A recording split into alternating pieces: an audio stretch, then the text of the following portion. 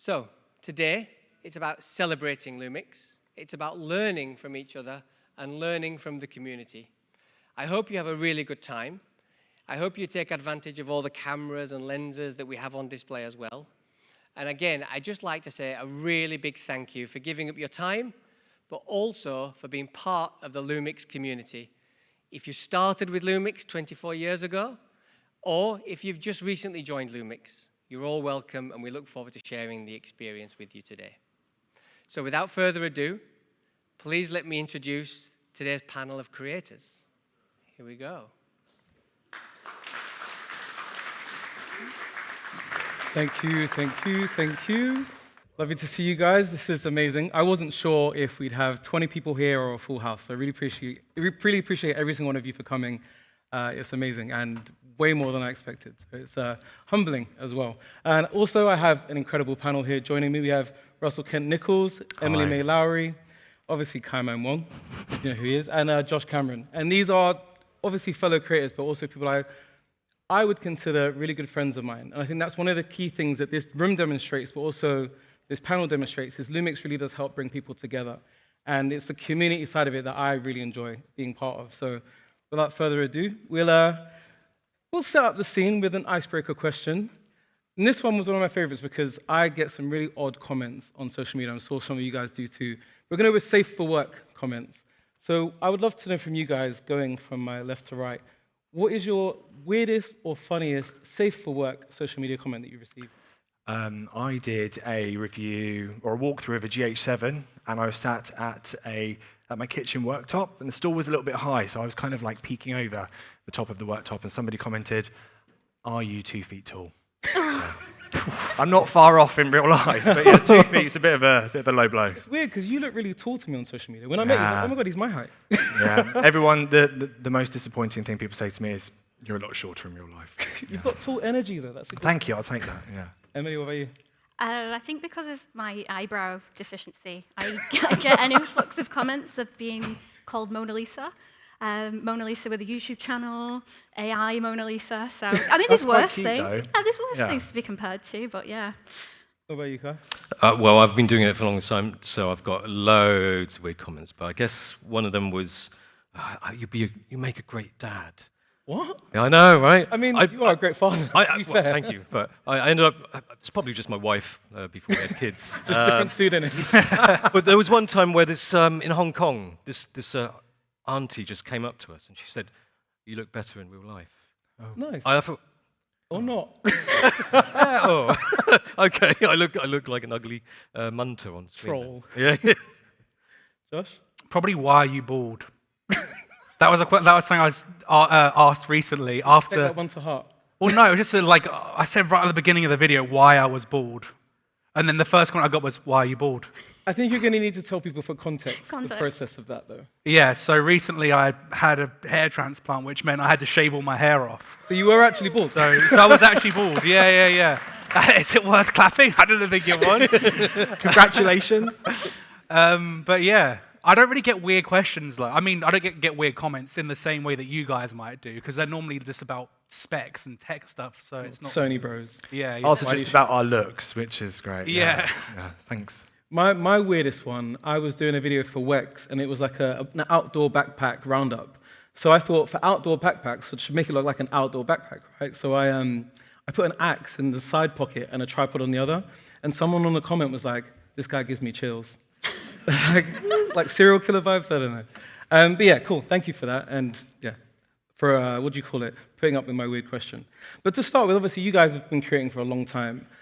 What I always wonder is, how do you come up with what to create? Like, how do you decide? I mean, no, it's different for you, because you shoot people's weddings. Yeah. That's not your choice. No. But for you guys in particular, how do you come up with what to shoot? Let's start with Kai. Well, I mean, like, back in the days, we first started out just doing stuff that we thought would be funny. It would just be, again, essentially a couple lads messing about with a camcorder, and that hasn't changed, and it's still kind of working. So I guess that's a good strategy for me. And Josh? Mine's completely community driven. So if anyone in this room watches my videos and you comment, I read every single one of those comments, and I try to make the videos that people are actually looking for. There's not many people making Lumix specific content out there, so I feel like it's almost a duty of mine to listen to what they say, you know? I like that answer better. Can I have that? I'm just a bit of a bargain hunter at heart, so if I try and find an interesting camera that I would be interesting to learn about, hopefully the community will as well, and then it gives me an excuse to buy loads of cameras and feed my addiction. So. I think your channel name is perfect for that as well, though. Yeah. Micro for Nerds. Because I think a lot of us are nerds in the room. So I found your channel the same way. I was like, oh my God, I'm geeking about a new camera that's like super tiny. I was like, Emily's probably covered it.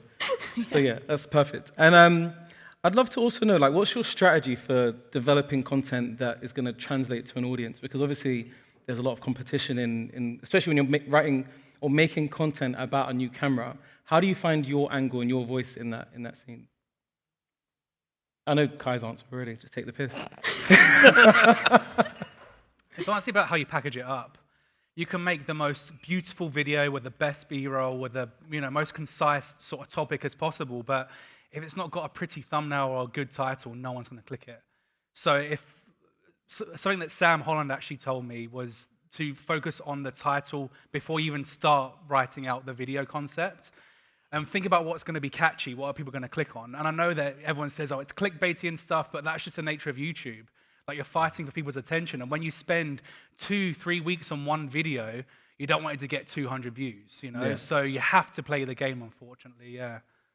I have like an audit day every month where I look on YouTube, and I use a service called 1 of 10, where it shows the best performing videos in the last 10 of that creator, and then I might screenshot the thumbnails and the titles, and I have a little bit of a mad afternoon where I'm scribbling like a mad woman, and like, why did this work? What made this clickable? And how could I potentially make it my own in future? So yeah, I think seeing what other people are doing is a good, important aspect of it. Ross, I know you make wedding videos, and it's quite a saturated market. Loads of people would love to be successful at what you do, and you actually are. How have you managed to get that cut through and stand out with the kind of content that you make? So I think the actual videos themselves probably about 25% of my brand overall. I would say the key to my success would be being my authentic self on my social media channels, whether that be the way that I talk about weddings on Instagram, giving tips to other filmmakers on my YouTube channel, just always being authentic. I think something you do that I really enjoy is, I feel like, and this was before I even met you, I almost felt like I was one of your mates because you take me along to your shoots. Even here upstairs, you were making videos of everyone downstairs and sharing that. And I think that's a really good way to bring the community in, because obviously you're not like a YouTuber, but No. you still have an audience who are invested in the kind of content that you make and they want to learn from you. And I think the way that you do that is really nice. I think it works as well for getting the best results from my couples as well, because after they've booked me for the wedding, they follow me along, we follow each other, we get to know each other over that year before the wedding, let's say. So when I actually meet the couples and they meet me, the boundaries are already dropped, Yeah. So I get the most authentic There's already a bit of a reaction. relationship. Yeah, we already know like what each other likes. I know their bridal party from their Instagram posts. So yeah, it's a really good bonding exercise.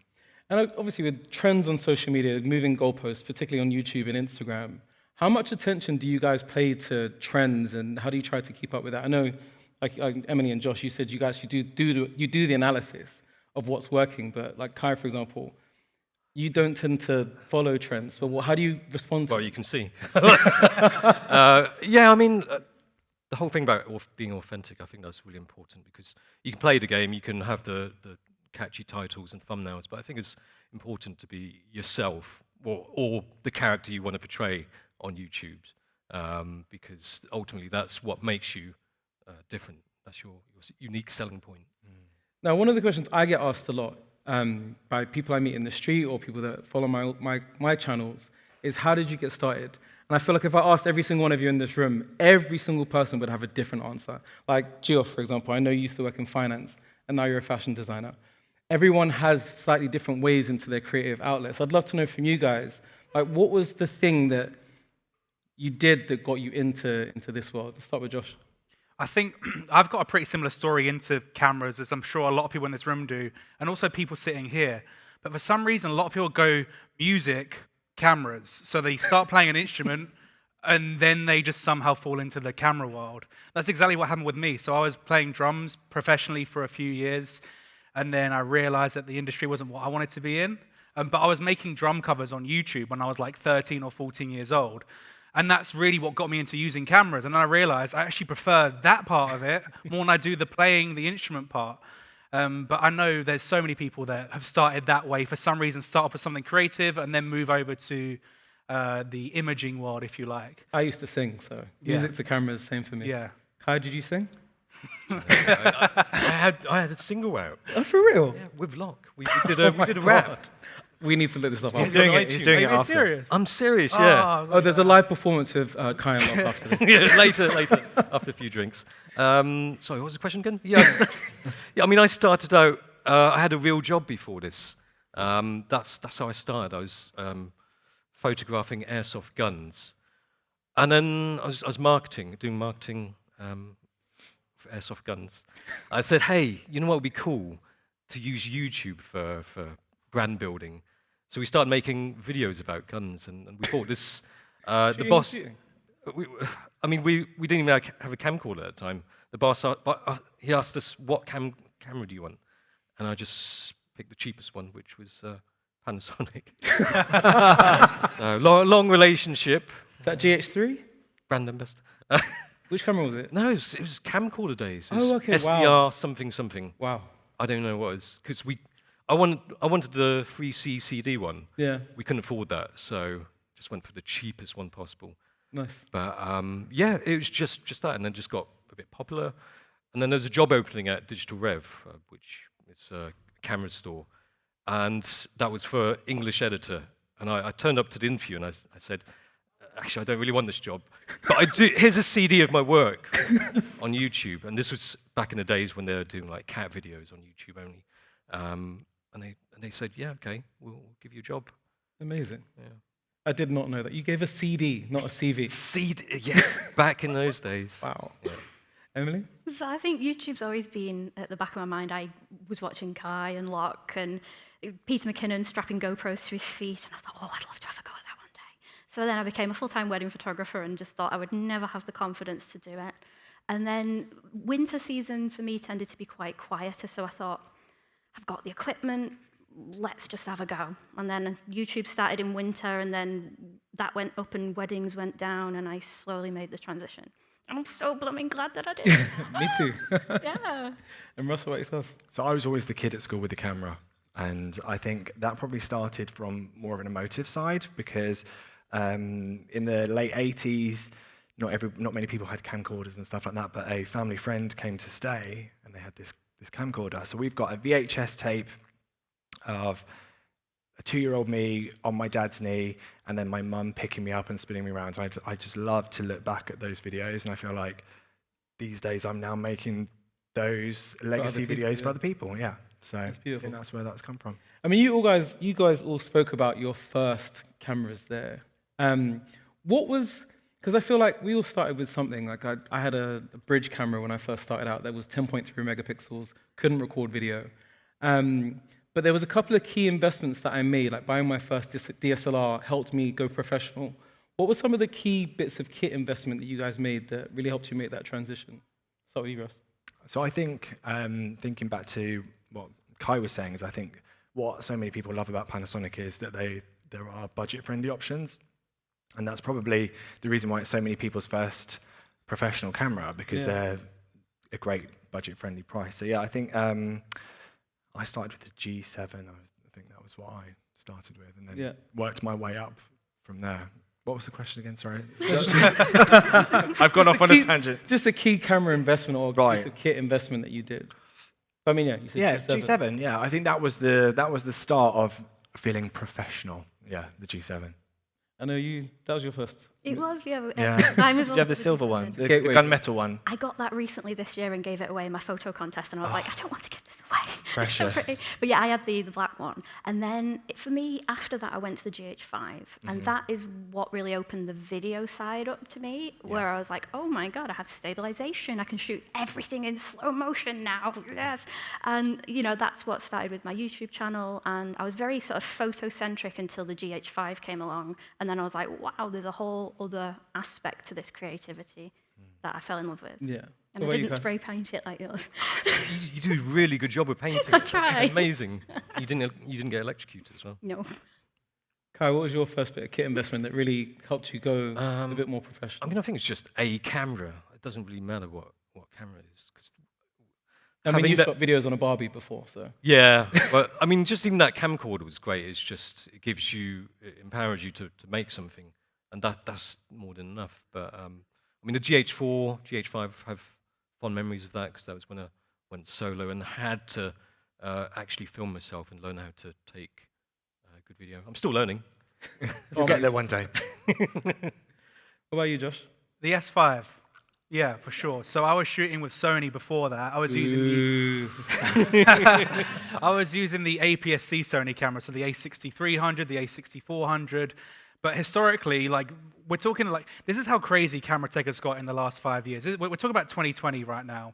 And 10-bit 422 internal was hard to find. It really was. That was a professional codec. Yeah, exactly. And then Lumix came up with the S5, a full-frame camera that wasn't a bomb in terms of price. And I just saw my work go from oh, it's all right, to oh, okay, he can actually shoot video and it's not total crap. So the S5, it changed everything. And I think that there's probably a few people in this room that also started with the S5, and that's when things started to get a bit more serious for them. Yeah, I think one of the reasons why I found myself, because I can shoot on everything, and actually if some people know me from before more Instagram days, I used to be known as Canon Jon online. And it wasn't because I used Canon cameras, but because people always assumed that I had a camera that was a serious one. It was a Canon. Wrong, I was actually using a Lumix. But one of the reasons why I keep coming back to Lumix cameras is because they have been at the forefront of that innovation throughout time. So I was a GH4 user because they were the first to introduce 4K. And then they had the stabilization with GH5. So I've always found myself going back to that for the innovation, them actually leading the way. And I'm more of a technical person. I know some of you guys probably aren't, you're put off by the whole setting up and the buttons and the specs. Me and Josh read the manuals. We're that kind of geeky. But I've always enjoyed being able to find something that's kind of pushing the forefront of what these cameras are actually capable of. And like you said, 5 years ago, we had 4K, 10-bit, 422 color. Now we've got open gate, 6K, 8K, 60 frames per second in just 5 years. So Lord knows where we'll be in the next. It's too much for us, really. It's a bit much. It's a bit much. Let's take a little bit of a shift in gears. I would love to know, because a lot of the perks of what we do, obviously we get to do this for a living, but there are some other perks to what we get to do. I'd love to know what your first freebie or kind of perk was from being a creator, and kind of what did that help you reflect on the direction you're moving in? How did you know that this is actually something I can turn into an actual career? My first perk was I got given a phone. It was an LG 3D phone, which is actually kind of useless, the Optimus 3D. But it was cool that a phone that cost £500, I couldn't believe it. But yeah, that was my first one. What about you? I don't know if I'm allowed to say this, but it was a Lumix. But he was paid to be here. When that deal was being done, let's say, I said, I can't accept that. I can't accept it because to me, the value of that, I didn't feel like my skill was worth it. And I was so grateful for the opportunity. It then allowed me to go on and create more content. I was in shock. I felt like I'd won the lottery, I'm going to be honest. Same. Yeah. But I think I'm a terrible influencer because I give my stuff back. So I'm like, thank you, I love it. Would you like it back now? Because I feel like somebody else might like an opportunity to use it. But yeah, I think it was the S1H actually. And amazing. Yeah, I mean, what a camera. What a camera. I still use mine to this day. Yeah, I miss it. But yeah, I think that was it, yeah. So I got a couple of 7 Artisan Micro Four Thirds lenses, and I got to review them on my channel, and I thought, this is great. And I did more or less the same thing as you, where I still have a Facebook group And it was small enough back then that I had it on like an honor system where I could send it to someone in the group, and we'd all put like little stickers and postcards in, and then send it to someone else in the group. And these little lenses just went on Microphone Nerds tours. And it was like the most wholesome part of the community. And that's when I thought, it's not me sat in my pajamas at home chatting about nerdy things. People are out there actually enjoying it. And yeah, it's a great feeling. And I got that off. Yeah, I free prefer lenses. to give stuff away. It's actually like, because it's lovely to imagine it having a new life beyond you, especially to give it to someone who's starting out. Like I think my first ever SLR, once I bought a professional camera, I gave that SLR to my friend's younger sister, and now she's a pet photographer professionally. Yeah. So it's lovely to see someone go on that journey with something that you started with as well. Okay? Well, I mean, at first it was a job, so the first free perk was getting free lunch. But eventually the budget kind of shrank, and we had to go for 100 Hong Kong dollar lunch. That sounds like a lot, but that was less than 10 quid at a time. So we had to go to some really bad restaurants. That'll just about get you a coffee now. No, seriously, the travel, getting sent abroad, that's a fantastic free perk, because it's not all about you get paid or you get some free physical item. There's more to life than something which is physically tangible. Yeah. I'd love to know what you guys' strategy is for building new business or finding new business. For me, it's quite different because I'm very fortunate. A lot of my work comes through word of mouth. Like I work with this client, they talk about me when someone else needs a job, they'll send it my way. I'd love to know from you guys. I'd love to learn from you guys. What's your strategy for finding new business, Josh? I'm the worst, believe it or not, the worst at marketing my business at all. I've spent a grand total of £0 on marketing my business. The only money I've actually spent on marketing it is getting a web designer to build me a new website. That is literally the only spend. It's all come from word of mouth. And I'm an avid believer that if you're a nice person and people enjoy working with you, they're probably going to call you up again. Like creating good content is half of the job, but if you're an arse to work with, you're not going to be called up again. So it's always been the forefront of my mind to make sure they enjoyed hanging out with me. And if that was ticked off and they were and the brief was met, then they're probably going to call again. And that's it. It's building relationships. Yeah. Absolutely. By the way, if you need a website, Squarespace discount code. Mine's not actually a Squarespace build. You got a discount code? Yeah. Like Microphone Nerds. KAI. What about you, Em? How do you get out? Do you do advertising? Do you do local community stuff? So when I was doing wedding photography and videography, it's very much like Josh said, the amount of times where I would, the year after, do a bridesmaid's wedding or a cousin's wedding, it is just being personable and taking the time to speak to people and just being like, hey, I'm a creative person and I do these things, and making yourself available. And I think that can, particularly because everything is so online focused, if you're nice in person, it's much more memorable. And yeah, I think people buy from people and people trust people. So I think it's the best way to be. Amazing. What about you, Ross? Same thing? Yeah, similar to Emily, and a bit of Instagram as well. I think the wedding industry is a different place to YouTube. It's a whole different thing, isn't it? It's like its own little network. So I think reputation is everything. Doing a good job for your couples, being respectful at weddings, and with working with other suppliers as well. The word soon gets around. And it can also work the other way as well. So you have to always make sure your reputation is up there. Yeah. Now, if you guys don't mind me saying this, but I would say that watching all of your content, you guys make it look easy. Like, I'd love to be able to make YouTube content like these guys. It looks so smooth, the lighting's amazing, your jokes seem off the cuff and completely unplanned and unscripted. And I'd just love to know what the challenges that you face, because on the outside, we don't know how hard it might be. I'd love to know from you guys, what's the challenges that you face in the work that you do, and how do you overcome those? Let's start with you, Kai. It's a lonely job sometimes. Yeah. Like going from a collective, creating as a group, it's great because you can bounce ideas off. But when you're solo, everything is on you. If it's successful, great. But on the bad days, really, there's nobody who can help you apart from yourself, and that's probably the challenging bit. And how did you get around that? I don't know. I'm still figuring that out. You come to community events you like found me this. in a grey patch. No, I think you just have to. I mean, it's good to know other people. Like, and I think that's one good thing about having these kind of events. You get to connect with like-minded people, and you get to build that enthusiasm up. Absolutely. And Josh, I know you've got some interesting strategies for working through the challenges. Could you share with the audience? Should I tell you what I told you earlier? I think, yeah, why not? All right.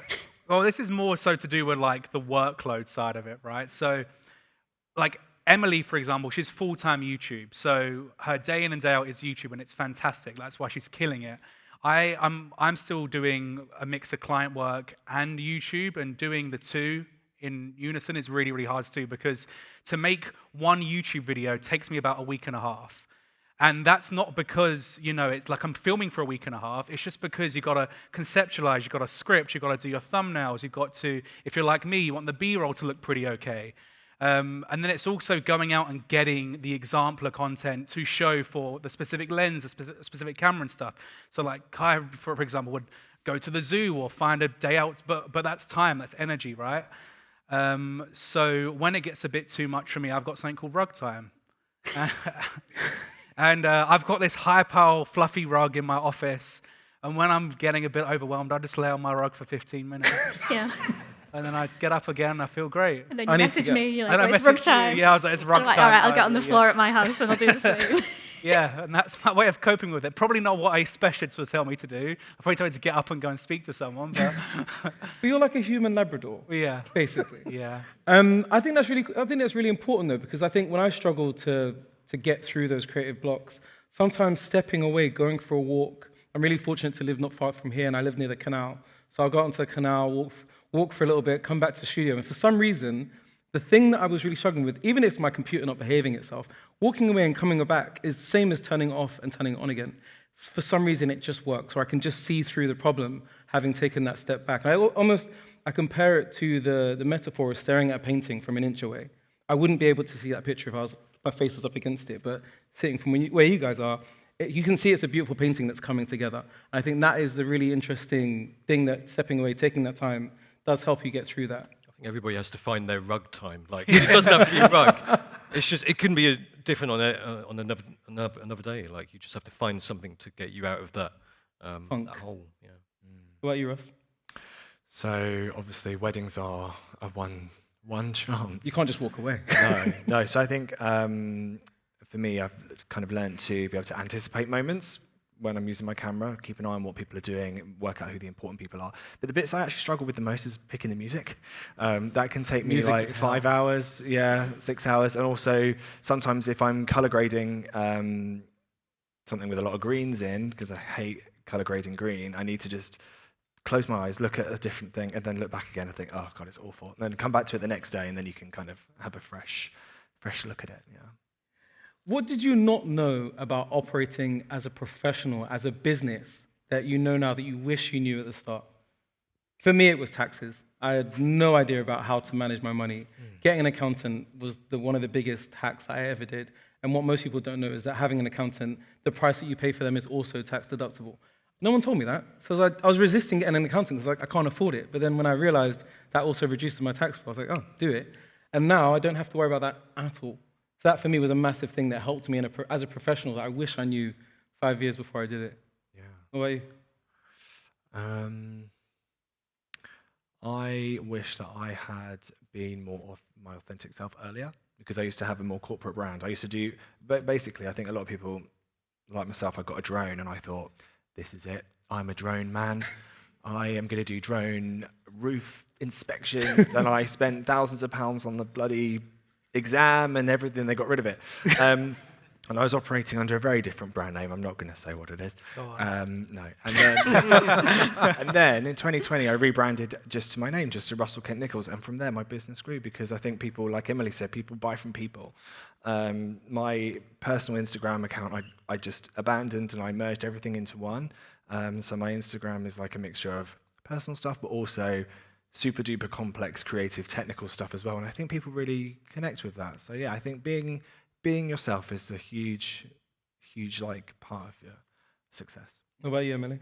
I think the biggest thing for me, particularly if I've got to the point where I was getting sponsorships, is how to value myself and my time. Because like when I came from wedding photography and videography, you have a tangible thing that you're offering someone, and that's separate from yourself. Whereas my YouTube channel sort of felt like I was selling myself in a way. So I was like, I'll do it for £10. It's fine.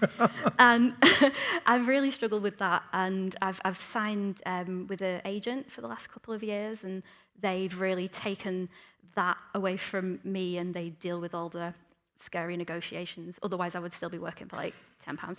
And I think like being a business person on your own is sometimes working out what your strengths and weaknesses are, and you can spend so much time trying to do something that you're bad at, or you can delegate it and concentrate on what you're really good at. And that's been the biggest thing for me. It's exactly the same answer I was going to say. So, like knowing your worth as a creator, because as a creator, you're the product, you're the salesman, the marketer. There's a lot of complex thoughts going on when I went solo, and then sponsorship inquiries came in. Like, how much do I charge? Yeah. And I think that I would always undercharge because I think, I'm a bit embarrassed to ask this, and it's just getting to understand that your time is worth something. Yeah. And you have to kind of figure out what that is worth. And going back to you saying that it's such an isolating thing, if we don't talk about it with each other, someone could charge this, someone could charge this, and you're just like... Well, that's the thing. Like, I don't even ask other creators, like, how much you get paid, because that's a bit of an awkward... You can't compare it in a lot of cases as well, can you? But yeah, it's helpful to have somebody to just go in there and get a fee for you. Josh? Mine's actually taking the question into a different realm. But the thing that shocked me with business is how smoke and mirrors it is. Like, people think you need to be a certain way or already have certain things set up in order to start finding clients. And really, the only thing that's stopping you is just getting in touch. And you can contact any business. Trust me, their emails will not bounce back. It will send, I promise. And I think that once I realized that if you don't ask, you don't get, basically, then I was like, okay, great. I can just ask what I want and then hopefully get what I want. And then, in a few years, it's taken, like I've been doing my business now for about 7 years. But after sort of 2 years, I found that if you just faked it until you made it, acted like you were already where you wanted to be, people respected that. And I'm like, okay, cool. That's what he is. It's because that's what he says he is. And that was that. And then that allowed me to year on year raise my rates. It allowed me to year on year improve my clients just because I had the confidence. And I do think that if you are going into a service-based business, you need to have self-confidence. You can't be a nervous person because people just won't take you seriously. And it sounds harsh, but when you're selling yourself, you have to sell yourself. You can't be passive with that, Yeah. So yeah, just pretend. And I promise you'll get there. So true, though. I think you guys all touched on a really important point, though, rates. Like, that's, for me, one of the hardest questions for all of us, I imagine, is, someone sees you have a camera, even if you're not a professional, they say, oh, could you take some pictures of my shop for me? And you say, well, what's your budget? And they say, how much do you charge? I'm like, well, I could charge 100 grand, but can you pay 100 grand is the question. For me, I normally deal with the what do you charge question with how much is it worth to me to do? Am I happy with doing this particular job? Am I going out of my way? And I put a price on that, whatever that is. Maybe it's £1,000. £10. £10. But my strategy is I don't tell them £1,000. If I'm happy to do it for 1,000, I'll double it. I'll tell them 2,000. And if they're happy with 2,000, great. I've made twice what I was happy with. And if they're not happy with that, I can go down to 1,000. They've made half a saving. So either way, you win. And if they don't want to pay 1,000, well, it wasn't worth it to me anyway. So I think that's one trick that I've learned as a professional person. Pick a number you're happy with, double it. If they don't want to pay that, then they're not worth your time. And we're done. No, it's not. Mic drop. But actually, we are done with my questions. I wanted to open it up for you guys if you had any questions of us, because obviously we get to talk online, but we're all here in person. So I'd love to have you guys ask us some questions if you have any. Let's go. We'll start here on the second row. Thank you. Hello? Cool. I actually asked Kai this earlier too, but I'm curious to see what you guys think. So when I was filming some YouTube stuff yesterday, I also have like a side freelance job I do to pay the bills and stuff. And when I was doing the YouTube bits yesterday, I had this feeling of oh, I'm kind of wasting my time because this isn't immediately earning me money, whereas if I do my freelance remote work, that will, I get paid hourly for that, depending on how much I work. And I was wondering how long into doing YouTube and content creation, did you guys stop feeling that way, where it's like, oh, this is a waste of time to even be working on it because it's not immediately making me money? That's a really good question. Dan. That's a great question. I mean, for me, I would almost challenge it in the sense that, but this is just because I am the way I am, I wouldn't be doing it if it felt like a waste of time. I would pick an area of creation that I'd be interested in. So for example, I love gadgets. I make content about gadgets whether I'm paid to or not. And so for me, it never feels like a waste of time because I can't wait to get my hands on something crazy and talk about it. Like, that's what I enjoy doing, so I would do it for free. And if I was making content for YouTube that felt like a waste of time versus my job, then I'd maybe pick a different niche. Because obviously you're a creator, you love making stuff. Yeah. But maybe the niche you haven't quite settled on something you love yet. I guess I should give more context. I didn't want to babble on or anything, but like I've just gotten a manager. I have some sponsorships that have come in and stuff. It's not like big full-time money, but it's like, hey, technically this is like a part-time thing now. That's awesome. I just still have that feeling from time to time where I'm like, it's in the back of my head, oh, I should be working right now. In quotations, I did this, no one else could see. But yeah, it's not an every time thing. It's like it pops in. Sometimes it's work versus what I'm doing for my passion. Sure, yeah, even though I know full well that it's an investment doing YouTube time and time again, because in a year's time, you'll be in a place where Emily is. So it's, yeah, I think for me, if you're having that consideration, you haven't got to a place yet in your work where it's frustrating that you're not doing. I can't wait to be creating. And so I was in a job and doing this on the side, and the frustration between not being behind the camera and not making stuff got so much that I was like, I don't care if I'm making no money for 3 weeks or a month. I'm going to throw myself at this job, my job, creating content, until it is worth it. And I think unless you're willing to make that risk, until you're willing to make that risk, you'll be in the position you're in. And I imagine I'll see you in 3 months from now and you'll be like, I quit my job. Because we all get to that point. I think like Tommy, who just arrived, we were at that point in 2017. We were both at work and he was saying, we should just be like, we should be focusing on this thing. And he said, like, what would we need to do to kind of go full time just making content, not working for someone else? And this was on a Sunday evening, I gave him a bullet point list of things we should do. And then on Monday morning, he's like, I quit my job.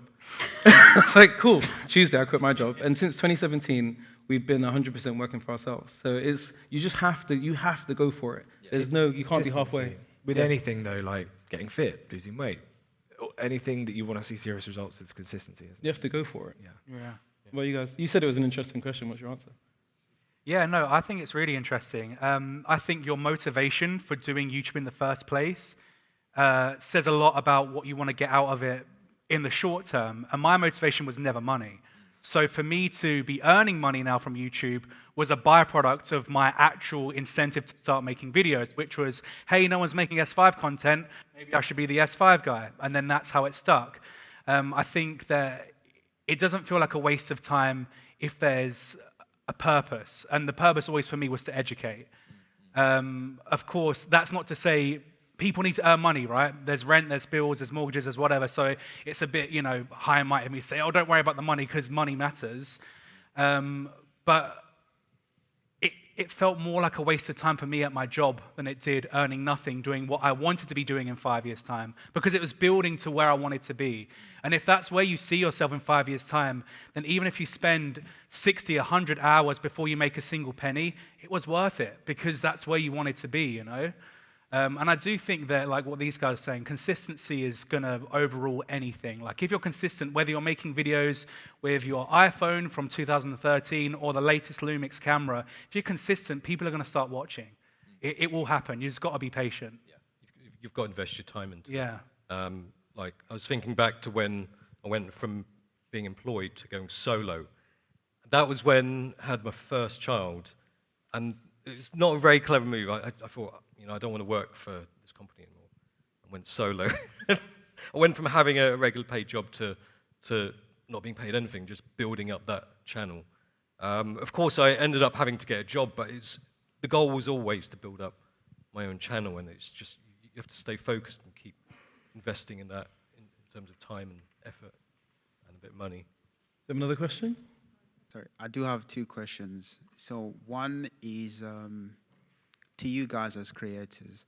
For me as a DP, in my view, is that Lumix cameras, price to image ratio, they're the best because you can push them and you can pass the file to like a colorist, and they will match it to anything. Obviously, if you use good lenses and whatnot. So for you guys, with your experience of using these cameras for a long time, what do you think Lumix should focus on to make sure that they're in the forefront so other people can also see what we see, just as how they, I would say, praise the other brand? I think they're already doing some of those things, like introducing Arilog C3. That gets people's attention. That says this is actually a brand that's thinking about professional creators. Also, I think one of the biggest differences introducing the L mount and having full frame was people were like, oh, this is something I can grow in. I can go from my GH5 to an S1 Mark II now because this is a full production. This is something I can live with. I can invest in these lenses. Because I think that's, for me anyway, when I started out, buying a camera wasn't just a camera. I was like, okay, I've got to get all the lenses to go with it. And that's a huge investment. And switching lenses is not something people like to do very much. So I think having a lens system as well, introducing more lenses to that family is huge. But I think they're starting to do that by expanding L-mount Alliance.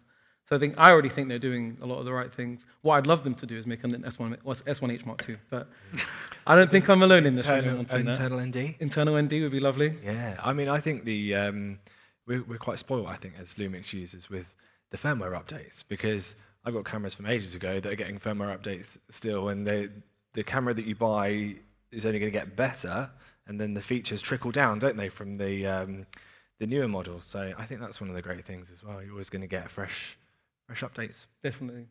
I mean, the product's great. I think it's sometimes just marketing. I mean, when we look at Nikon, they've had a bit of a fogey image up until recently when they bought Red, and now Potato. and now they're the really in thing, aren't they, with the ZR? And I think it's just supporting creators who make great stuff with the cameras is one way of building. And do you feel Lumix? I feel like Lumix does that. I think they do a well. great job, but it's not. I mean, Sony have got all these can-do trips and messing about on the beach and. So well, that's what we need to do. We Exactly. just can't be- You don't even need to make videos. You just sit on the sofa. Remember? So What you're saying is we need more beach. Yeah. yes, beach. more beach. I mean, if you think about how long Lumix have been making full-frame cameras, they're an extremely young company in this world. And if you think about how much they're growing since that point, they're actually doing really, really well. I think the issue is that, like most of us here, before you buy a camera, the first place you go to is 15, 20 YouTube videos, and you study and you find out every possible thing you can. And the other brands like Sony, who have been doing that for longer, naturally just have more eyes on them. I just think it's just going to take a little bit more time for that wheel to just turn a few more times, and then eventually people will start to realize what we realize. But I've got hopes that they'll probably be one of the biggest companies, camera-wise, for, in the next few years. Also, I think my answer to your question in particular, because I've seen your work and I think it's actually beautiful. I think one of the things that does move that needle is people like yourself taking a chance on these cameras and really showing what they can do. Like, you show them off amazingly. So people who see your content will be like, oh my God, what does he use? And they find out that's a Lumix camera, and that will inspire the next generation. So I think people like in the room making beautiful content with these cameras is also going to move that needle. Next question. Hi. Hi, my question is about YouTube consistency. So I used to have a YouTube travel channel, but I got tired of it because it's just like too long and you don't really enjoy your holiday and stuff. But I'm also a photographer, so I had another channel about photography, and that one was doing much better, even if I was not posting often. But now, focusing on that channel, the thing is I have a lot of photography clients, so I also have client work to do.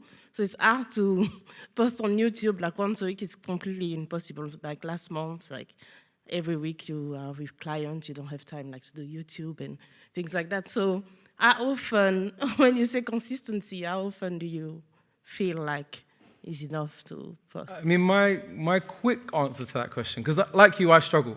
Like, I'm not a YouTuber. I make content professionally for other people. And so making content for myself is always slightly, my nature is to not really think about my own content. Like, I do shoots all the time. And like my team, like Jessie, my studio manager, she'll be like, oh, why didn't you just put a camera in the room and just like leave it rolling? I think that's one thing to do, like plan ahead. Think if I'm gonna be working on something, put another camera up, even if it's your phone, just recording some BTS so you can cut that up later and just share, like Russell does. Take your audience along with you when you're on a job. So it's not just about, we're not YouTubers, but we make content alongside our work, which can help bring people with you. And I think that's a really good way to build an audience. But also the consistency thing, sorry, just before that, the consistency thing, the number is a number that you will keep doing. So like me, I can't work out 5 days a week, but I can do 2. If I set myself the target of going for a walk or a run twice a week, I will keep doing that. But if I tell myself 5, I won't do 5, I'll do 1, and then I'll be demotivated, and then I won't do any workouts at all. So give yourself a number that is achievable for you to do consistently, even if that's once a month. Give yourself that day, and I think you'll be able to keep that going, and maybe then introduce more days as you get more comfortable with it. Okay, cool. I have a lot of behind the scenes. I have to edit that. That's Yes. the problem. Get an editor. I have everything except the time. Of course.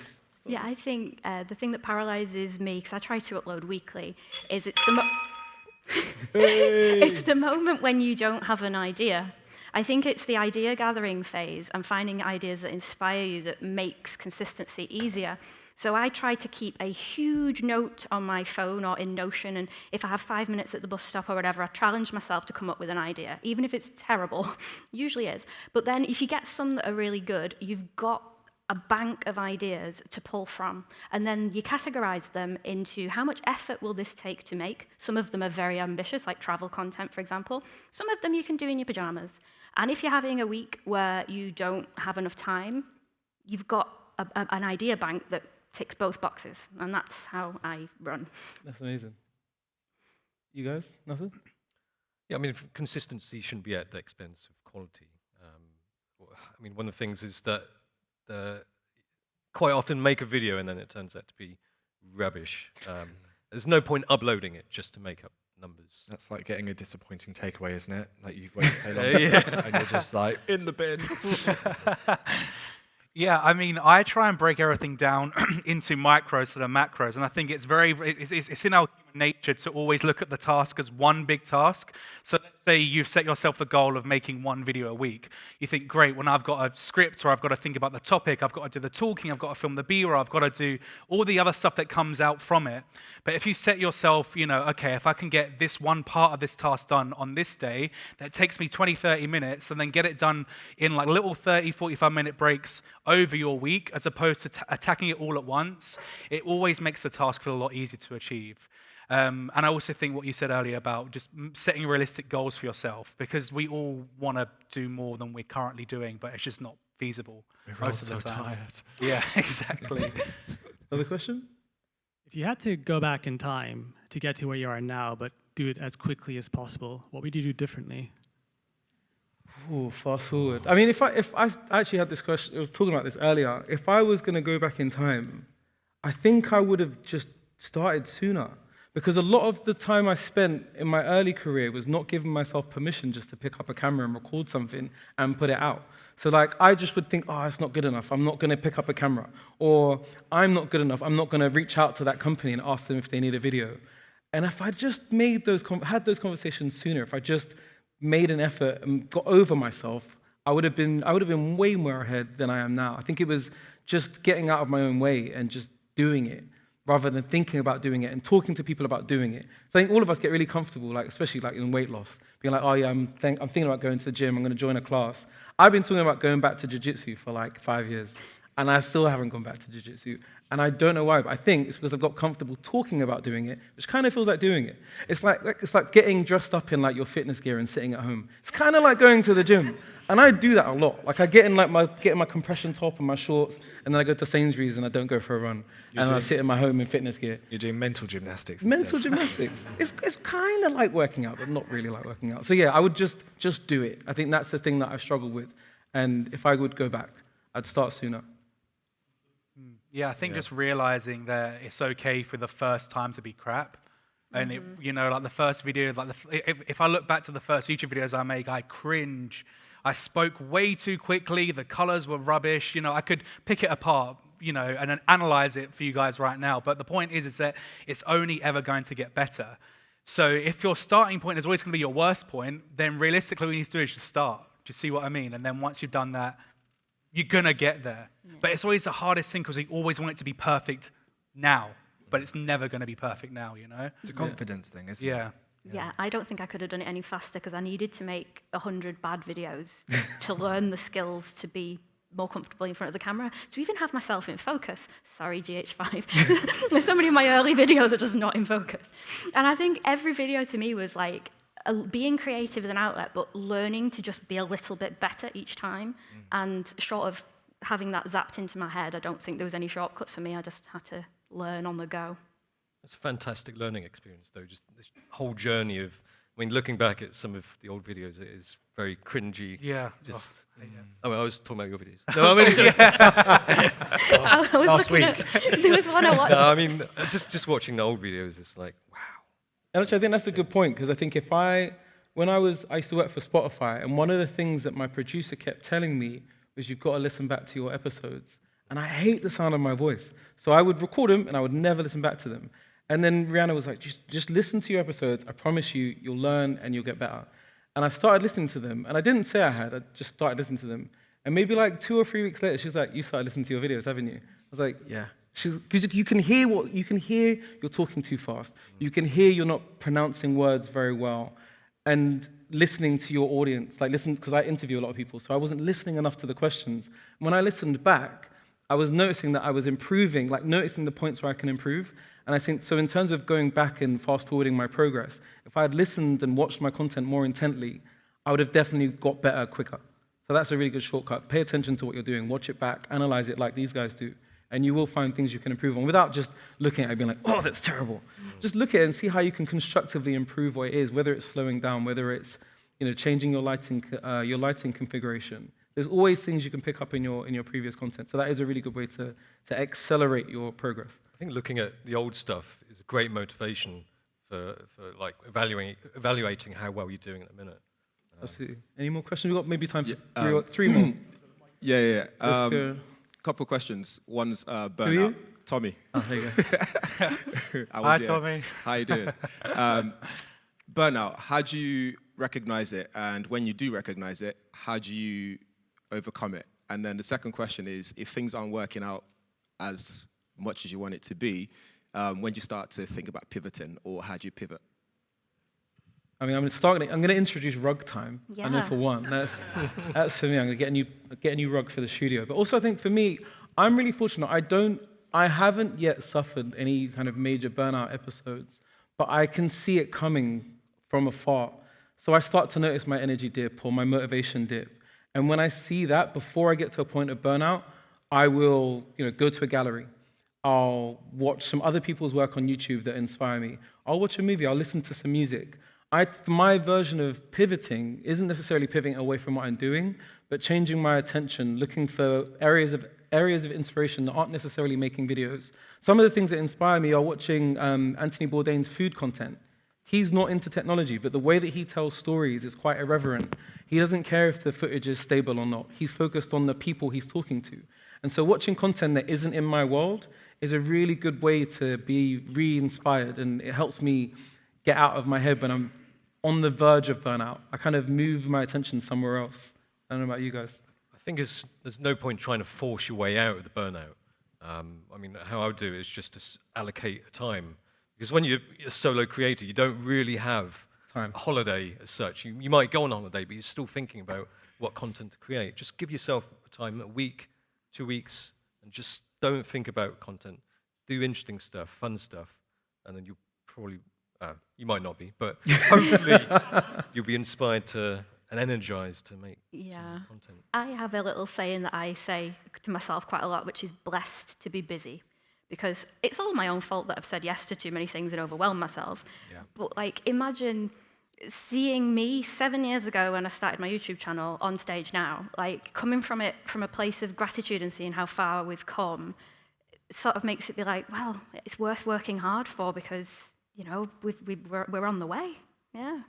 Blessed to be busy. Actually, speaking of mantras, there's one of my favorite comedians in the States. He has a tattoo on his wrist that says, "This is fun."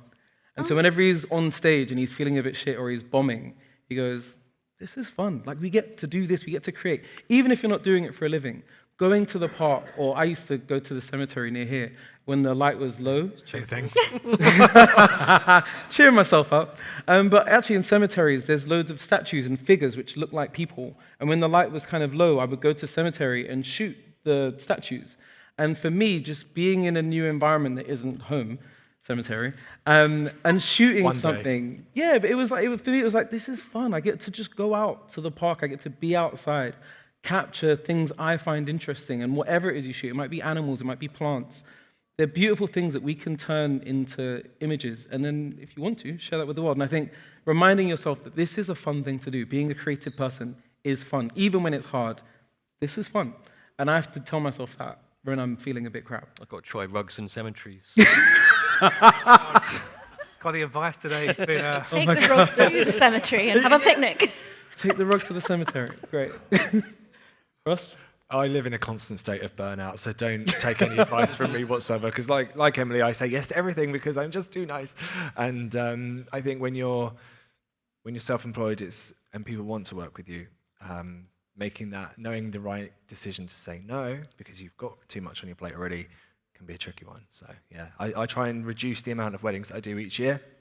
So next year I'm doing about half of what I've done this year. So because every year I say, I wish I spent more time with my friends, and I wish I spent more time with my family. My mum lives 5 minutes away, and I hardly see her because I'm always on a plane, and she knows I'm busy, but I know that's not what life's about. So yeah, maybe next year. Yeah. Also, like maybe as you get more professional, I think being able to, and your work is of a higher quality, having the confidence to charge more so that you can do less. Yeah. You can dial those up as you go. And so that's another thing I do. I do less, but charge more.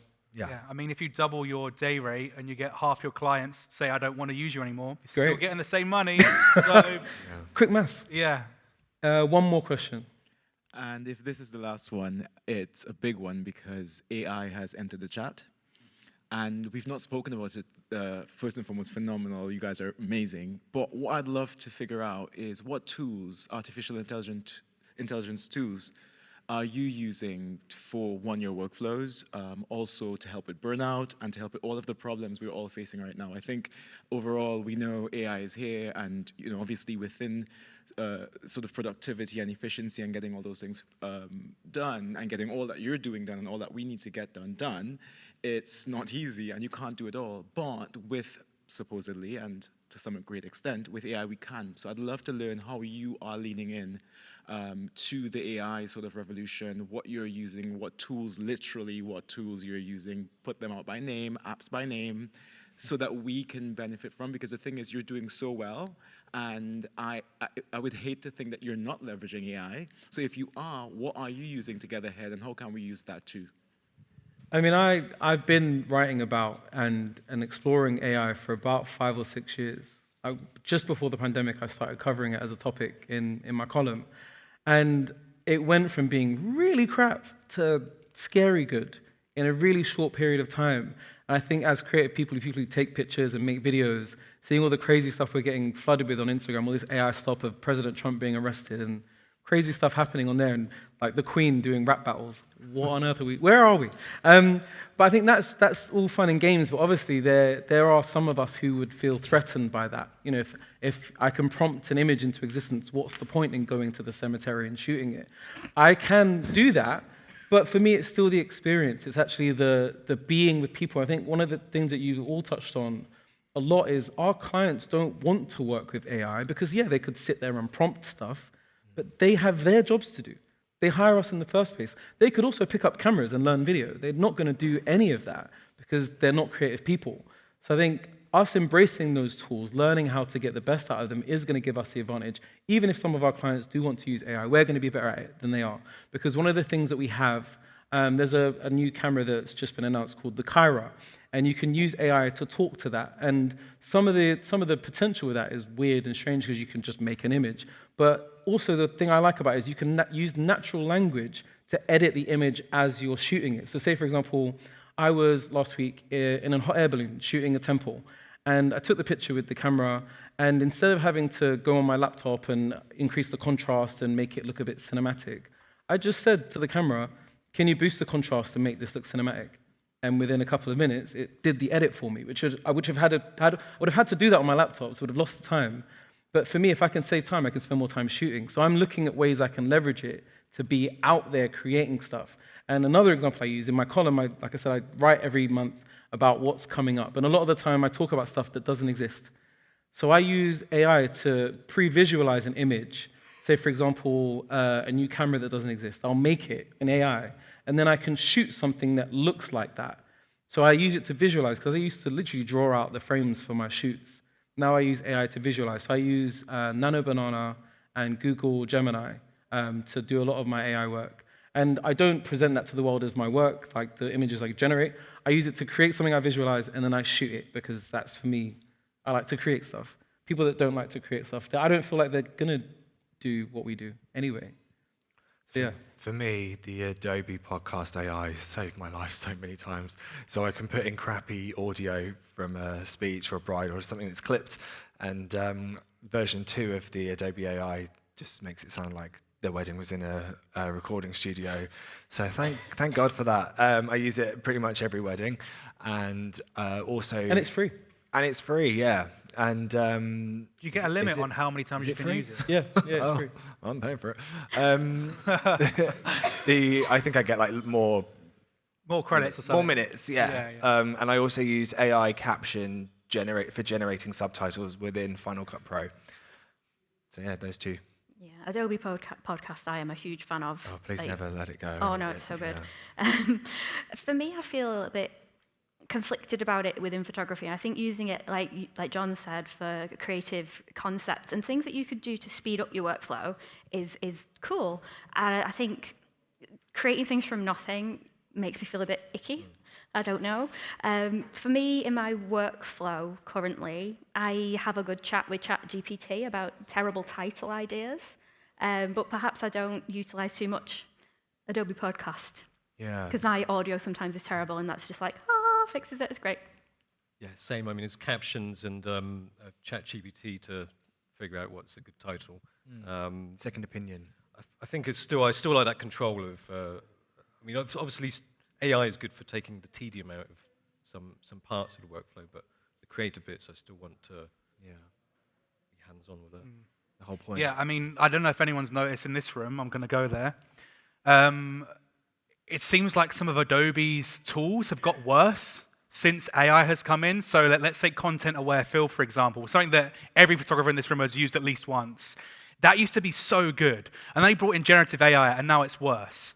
And I feel like what they're trying to do is get people to buy more credits to use this AI to do something that you could have done in the software anyway. Yeah. And it's that use of AI that I think is a bit perverted and silly. It's like, why are we doing this? Why are we making it more complicated or charging your customers more to do the very same thing? I'm quite against AI, to be honest. I don't really see the point. Unless you're reformatting a document in ChatGPT, I don't really see the point in it. That being said, I use generative AI because I have to, because content-aware fill now sucks. But that's basically what I use it for, to be honest, I'd say. Yeah, and then also maybe auto captions, but I'm rarely doing captions. And I actually quite like typing out the captions myself. I'm old school. So. Let's have 2 more bonus questions and then we'll wrap. Got 2 people with their hand up for a while. Give that to you. You're next, right, sir? Thank you. First of all, I'm happy to be here and meet these people who will come to life for me. My question for you is, has your professionalism and your technicality overridden your passion for photography? 100%. And do you find joy in just going out, either with yourself or your family, and taking a picture anymore? Since the S9, it's gone the other way. I've loved photography more than I ever have recently. But that was because of the S9 specifically. So you don't have to edit because it's all done on camera. Yeah, but because of real-time LUT. So of course, one of the biggest annoyances about bringing a proper camera out when you're going out with friends and family is the fact that you have to carry it all day and you have to edit the photos afterwards. That's what I liked about using Fuji cameras before the S9 came out. And then now with real-time LUT, it means I can literally just shoot and send it to my phone. So the actual process of taking photos for the taking photos sort of side of it is like it's all done there. There's no other sort of steps to get good results. I will say the enjoyment for... If I'm doing more video for work, my enjoyment for video dips. If I'm doing more photo for work, my enjoyment for photo dips. And I think because I do both, it comes in ebbs and flows depending on what I'm doing more of. But I think you just have to try and balance it a little bit. But if you do have a camera that you can shoot with and share pretty quickly, then you will want to shoot all the time. I don't know how you guys feel about Yeah, I it. mean, I was just chatting to somebody about how when my kids were really young, I shot all the video on log, and I've just not processed them. I've just got loads of log video, and I don't watch them because it's just all log, and I've not edited them. And I just wish I'd not shot it in log. But these days, I just whatever, phone, doesn't matter. Just don't take it too seriously when you're supposed to be enjoying it. Yeah. Yeah, I mean, I'm very much a professional camera person. So if I'm not working, I typically do not have a camera with me. I'm sure some of you guys have had this situation where, because you're known in your community, your friend group, as the person who takes pictures, they'll invite you to a birthday party and be like, "Can you bring your camera?" And I'm like, "No, it's not a gig." Like, a day off. Yeah, like seriously, I'm not working. I'm not bringing my camera.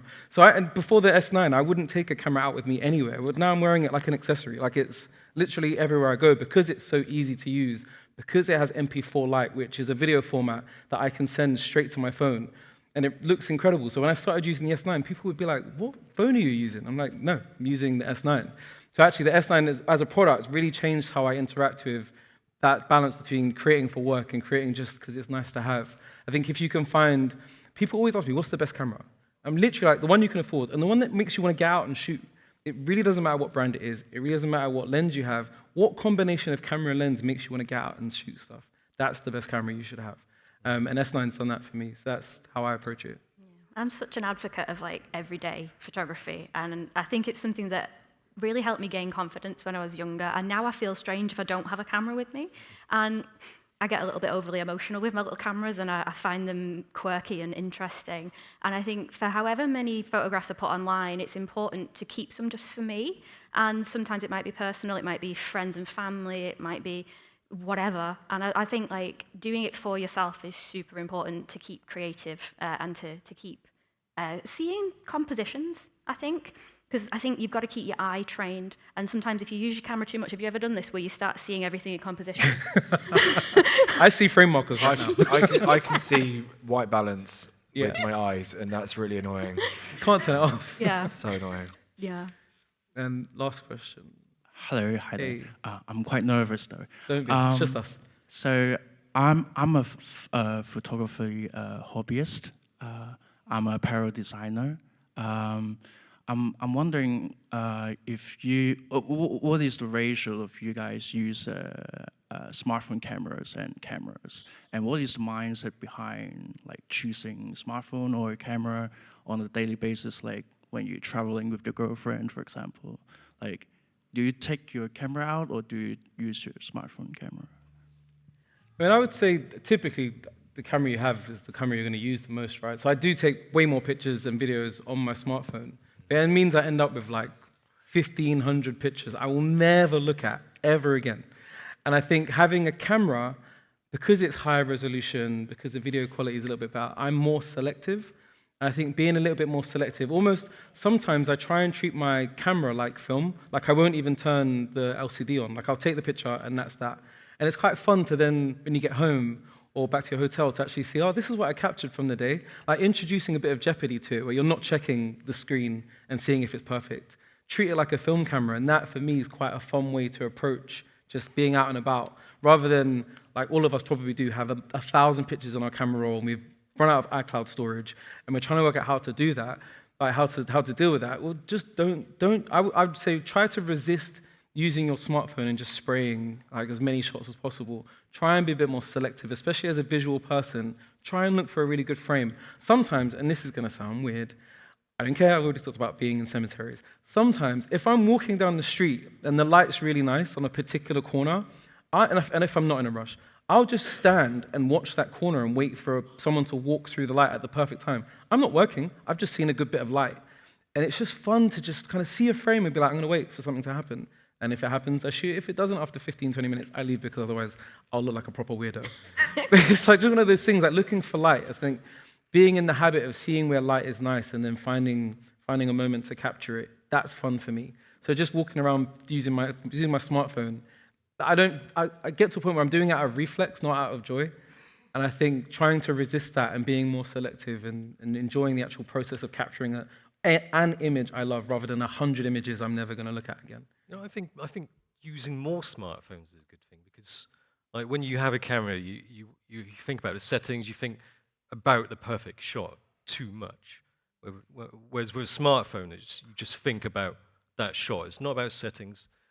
You know, it's just, does it look good? And you're more instinctive with. I think we're lucky that smartphones do take great pictures now. Yeah. So, like I said, the best camera is the one you have, and I often don't carry a camera with me. So I do use my smartphone a lot. But even when I use my smartphone, I try to be more selective because I've got tired of filling up my galleries of images I never look at. Because I think using a smartphone, going, you know, you're messing about with one of these cameras, and then you go to your smartphone.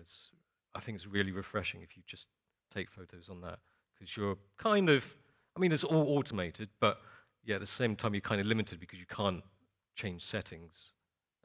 So I think it's a great way to improve your photography by using your phone. Yeah, agreed. Yeah, I'm one of those people that upgrades my iPhone when I don't need to. So I got the 17 Pro, like, yeah, I'm going to use this all the time. I've used it like twice. I think that it depends on the sort of person you are. Some people that have cameras just want a camera look. Some people don't mind a phone look. Me personally, I had the Osmo Pocket 3, never used it. This is now my third iPhone that shoots log video and all that stuff. Never used it. I just think you've got to find what works for you. I don't think there really is a right or wrong, to be honest. Yeah, I'm a bit old school. I like a tactile experience. Even if it's a cheaper, older camera, I just find that a little bit more interesting. But as you say, smartphones are absolutely fine. If that's all you've got with you, you still get a great image. It's more about how you interact with the technology and the overall experience, I think. Yeah, I mean, I think it doesn't matter about what the ratio of using phone and cameras is. You just have to be inspired to take photos. Yeah. So whatever works. Or videos. I disagree. I'm a Libra, so it's all about what everything looks like. So I just think mobile phone photos always look like mobile phone photos. Yeah. Yeah, so I think that's it from here. That covers that. Have I killed it? I'm sorry. No, I think it's nice. We all have very different perspectives, and I think that's good to hear. But we are going to wrap the panel for now. But like Barney said at the start, there are loads of really cool shooting opportunities. We've got a jazz musician in there. We've got a martial artist in the room. We've got breakdancers, BMX. There's some really cool opportunities to shoot some stuff. We've actually got some of the latest LUMIX cameras on stands that you can touch and try. Please don't take any of the batteries out because I don't have any spares. But you can, if you really want to, put your memory cards in those cameras and make sure you take them because otherwise they'll be gone forever. But yeah, stick around. Use the hashtag LumixLiveLondon if you're going to post, and at Lumix. We will be trying to reshare as much of that content as possible. And we're going to be in the room all day. So if you guys want to talk to us, grab us another point. There'll be drinks in the room at the bar. Toilets are through there at the back. If there's a fire, get out, fire exit. And yeah, thank you guys so much for coming. Really appreciate it. Thank you.